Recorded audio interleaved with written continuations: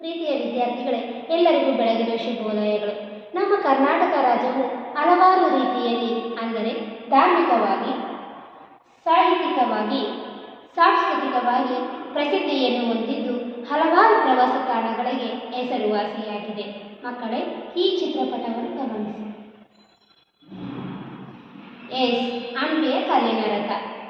ಇನ್ನೊಂದು ಚಿತ್ರಪಟವನ್ನು ಗಮನಿಸಿ. ತಲಕಾಡಿನ ಕೀರ್ತಿನಾರಾಯಣ ದೇವಾಲಯ.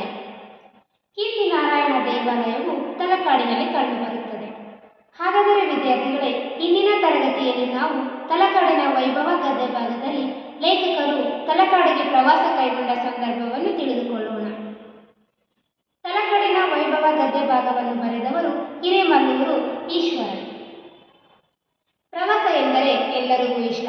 ಅದೇ ರೀತಿಯಾಗಿ ಹಿರೇಮಲ್ಲೂರು ಈಶ್ವರನ್ ರವರು ಸಹ ತಲಕಾಡಿಗೆ ಪ್ರವಾಸವನ್ನು ಕೈಗೊಂಡರು.